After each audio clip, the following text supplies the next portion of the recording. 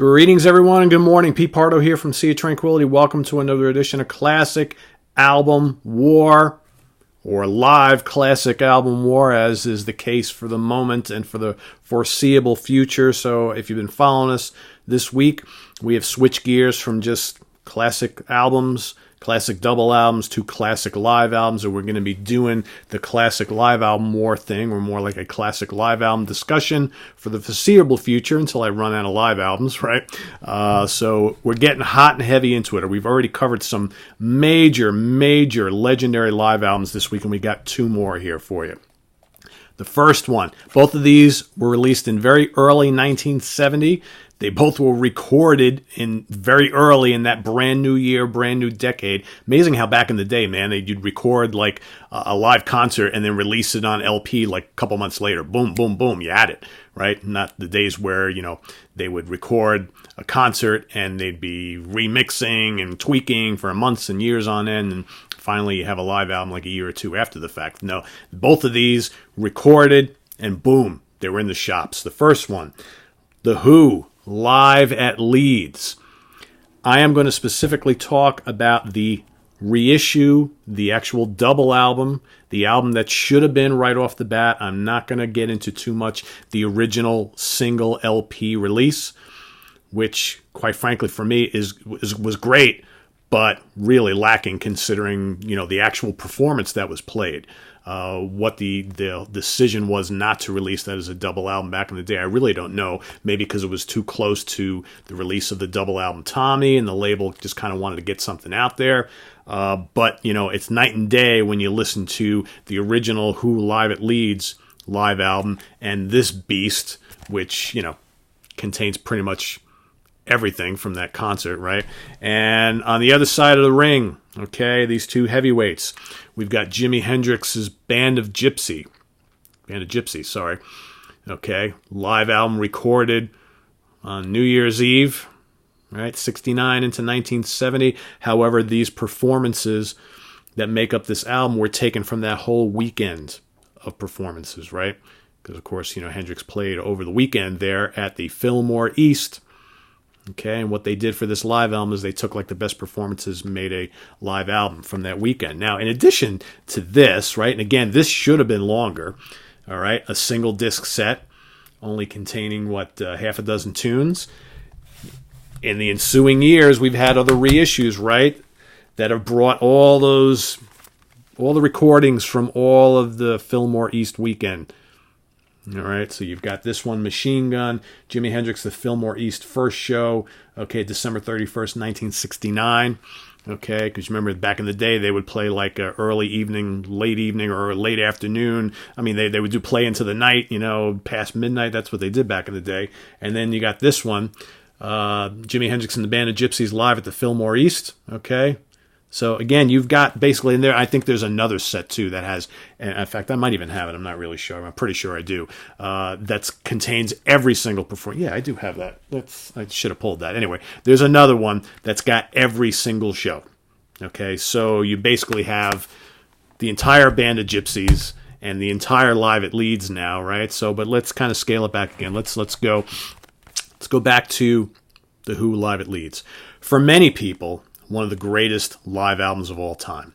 And I know a lot of people were even saying that back when the album was originally released, when, half of the original live album was mostly covers, done amazing, I might add, but lacking in original material and lacking in all the powerful Tommy material, which they obviously played at that show, played on that tour, right?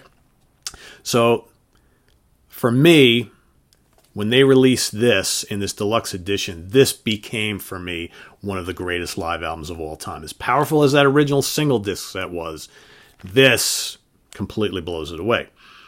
And I know there's a lot of you out there, I've seen comments on the Facebook page already, who are telling me that this is the greatest live album of all time, and there's not another live album that can beat it. I'm not going to argue that it's not one of the greatest live albums of all time. Could it be in the top 5, top 10? Oh, absolutely. Whether it's the greatest of all time, there's really no way to, there's no factual statement that anybody can make that can determine which one. It's all based on preference, right? But I will agree with everybody that's saying that this is one of the greatest of all time. I may not say it's the greatest of all time. You know what? Maybe it is. It's not my favorite of all time, but it's ranks up there. I have long loved this album. Anyway, back to the album.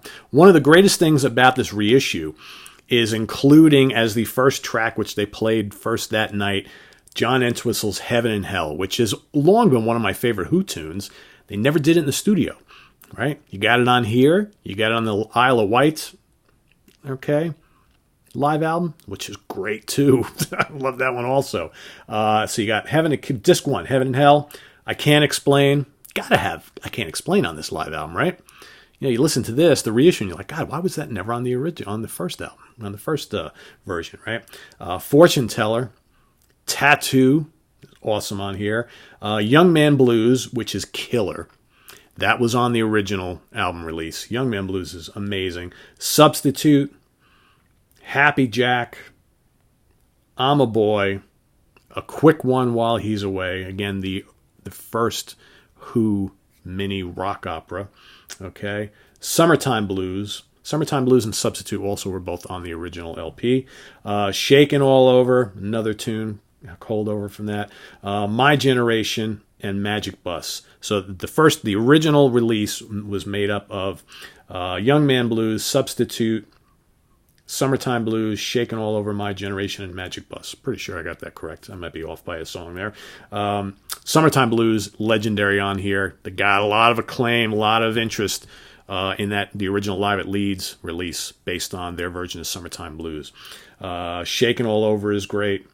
Okay. Maybe it was Happy Jack that was on the original. Whatever. I'm sure someone will point it out. I can go look it up real quick. But you know what? Let me do that. That is the easy way to solve this. All right? Because I actually have a page open. Okay. So the original track list is Young Man Blues. Oh, I got it right. Young Man Blues, Substitute, Summertime Blues, Shakin' All Over, My Generation, and Magic Bus. I do need to point out that My Generation is nearly 15 minutes long on here, so there's a lot of kind of like jamming and all sorts of fun stuff, because, you know, the Who used My Generation back in the day to kind of create all sorts of havoc, right? Magic Bus is great on here. I really love their version of Shakin' All Over. Killer. And what's so great about this album for me is the raw power of the band. I love, when it comes to the Who, I love Pete Townsend with playing the SG or a Les Paul, overdriven, the amp bordering on feedback. That's the Townsend I love, okay? And he is like on fire here. Daltrey is singing up a storm. Entwistle and Moon, bombastic. You know, this is basically the Who at their very, very best, okay? Disc 2 basically gives you Tommy. You don't have every single track, but you've got most, like 85% or whatever of the entire album. You know, Overture, It's a Boy, 1921, Amazing Journey, Sparks, which is great on here, Eyesight to the Blind, Christmas, The Acid Queen, Pinball Wizard, Do You Think It's All Right, Fiddle About, Tommy Can You Hear Me, There's a Doctor, Go to the Mirror, Smash the Mirror, Miracle Cure, Sally Simpson, I'm Free, okay, Tommy's Holiday Camp, and We're Not Going to Take It, See Me, Feel Me, to close it all out. Possibly, you know, when you think of the recorded versions of live Tommy shows, okay, especially early in their career after they released the Tommy album, I would say this version of, you know, the majority of Tommy, the Isle of Wight Festival, and Woodstock are great live interpretations of Tommy, for me, the best three. I know there's others, there's ones that they've done much later on, but for me, early on, when Tommy was still fresh, that's the best for me, in my opinion. So that's what makes the Who Live at Leeds, the deluxe edition, okay, one of the ultimate live albums. If Live at Leeds wasn't already great, it's stupendous here. Okay, so I've gone on and waxed a lot about Live at Leeds, the deluxe edition. It's great, okay? Band of Gypsys. Jimmy with his new band, Buddy Miles and Billy Cox, okay, on drums and bass respectively. This is Jimmy moving into new directions. You know, Jimmy was going through a lot musically at the time. I think he was getting real tired of playing those early psychedelic pop rock hits, right, that everybody knew. Everybody wanted to hear Hey Joe and, you know, Purple Haze and all that kind of stuff over and over and over again, and he wanted to do different stuff. Jimmy was getting really into like experimenting and funk and R&B and jazz and just all that kind of stuff. And here with the Band of Gypsys, he could start to kind of recreate some of those things that were going around in his head, right? So here you've got, starts off with Who Knows, a killer groove-laden funky rock tune, right? The Mercurial Machine Gun, which you've heard me say it here before on the channel. For me, Machine Gun from this album is the greatest guitar extravaganza ever recorded. The greatest guitar solo of all time, just one of the greatest examples of evolutionary guitar playing ever, okay, in my opinion. Machine Gun from this album, from this particular, taken from, I believe, the second show from that weekend, okay, dwarfs the version played earlier in the day and the next day. What else? Changes. All right, a Buddy Miles tune, which they make all their own. Changes is awesome. It's catchy, got tons of groove. It's funky as hell.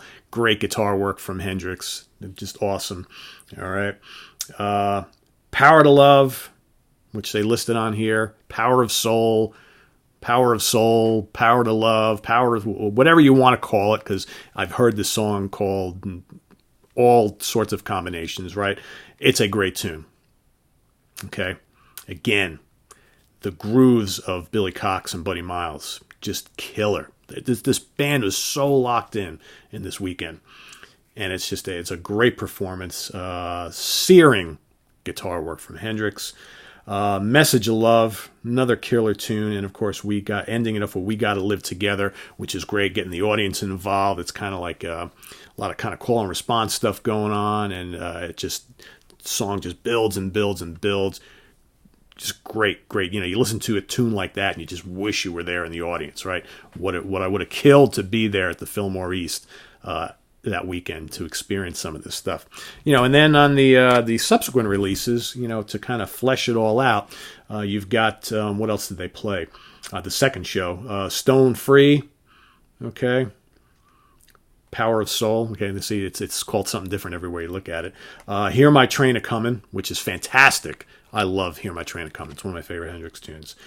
Isabella, another one of the newer tunes that Jimmy was working on at the time that kind of signaled a new direction. Isabella, fantastic. Okay, what else? Voodoo Child, Slight Return. All right. What else we have here? Auld Lang Syne. Stepping Stone, Stop, Earth Blues, Burning Desire, Wild Thing. All right, anything different on here? Easy Rider, Bleeding Heart. Okay. Lover Man.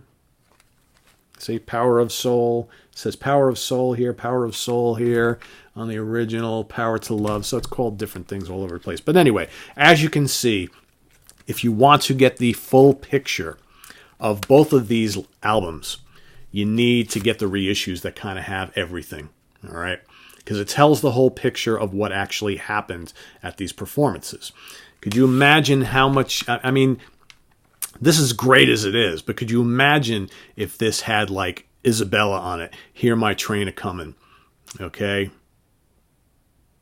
Voodoo Child, you know, all these other great tunes.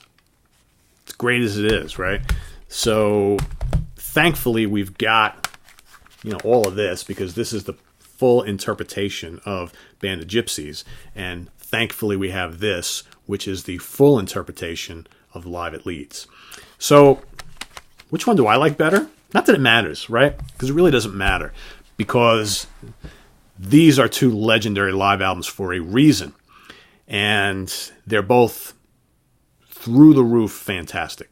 So in my opinion, it doesn't really matter. Like I said, there's no winners or losers here. We all are going to like which one we like better or worse. Some of us might not be able to decide or choose, and that's totally cool, because that's almost where I'm at with this. However, there's one little thing that's going to make me pick one over the other, okay? And it's not a disservice to the other album by any means, because these are two of my absolute favorites of all time. However, because this has Machine Gun on it, it's going to get the win ever so slightly. Okay? This is going to be a split decision to the end. Okay? 116, 114, 115, 114, 115, 113, 115 in favor of Jimmy and the Band of Gypsys. Okay? Ever so slightly. But you know what? This is fucking great too. Like I said, if you want to call this a draw, that's great. If you want to say this is better because it's one of the best live albums of all time, I won't argue with you on that either. Because let me tell you something. You know, when it comes to like my favorite live albums of all time, these are both up there. Made in Japan by Deep Purple is up there. Strangers in the Night by UFO is up there. Tokyo Tapes by the Scorpions is up there. You know, I'm giving a lot of stuff away here, but what else? What am I forgetting here? Thin Lizzy Live and Dangerous. Okay, Grand Funk Live.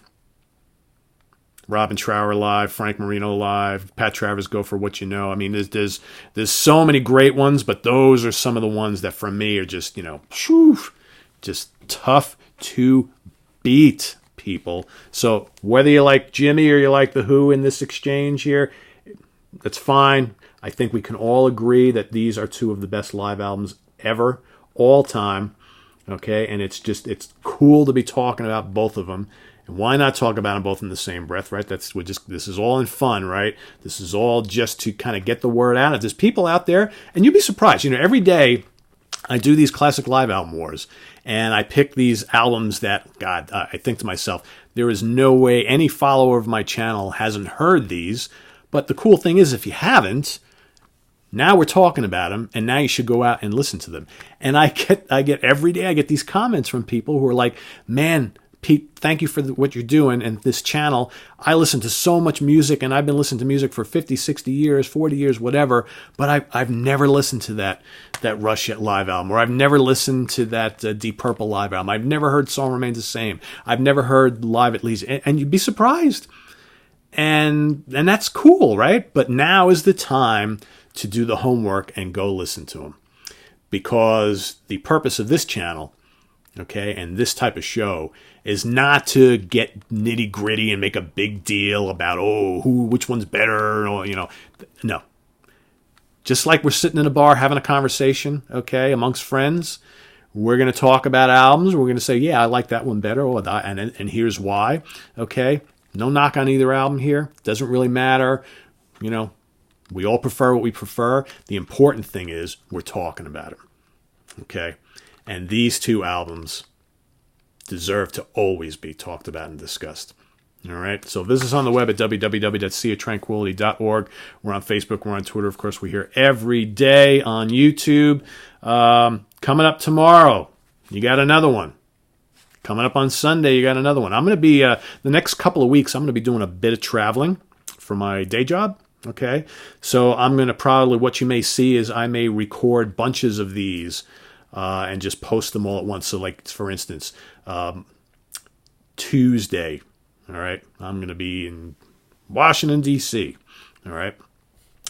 So you might see 2 posts from me on Monday. Okay, one is meant for Monday and take up Monday and Tuesday, and then I'll get back to the schedule on Wednesday.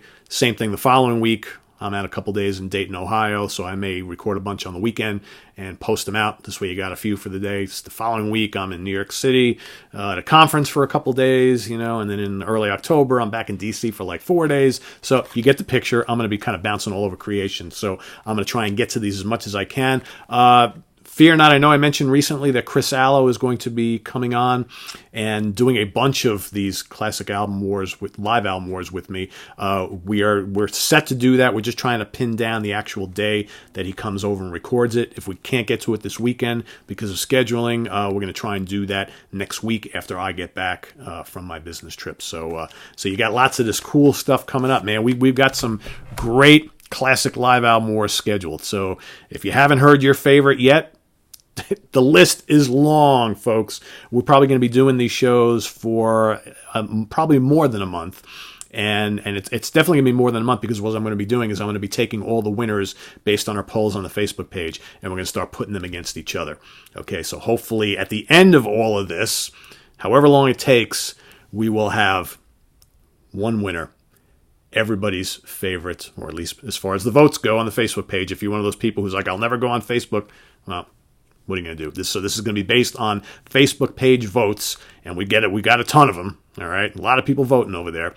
So the ultimate winner will be based on votes from our Facebook page, because that's really the only way to do it. So anyway, so that's looking ahead to the future. All right, we'll see if we can figure out which one is everybody's favorite classic live album of all time. Who do you think is going to beat? We'll see, right? Anyway, see you guys tomorrow. Have a good one. Take care.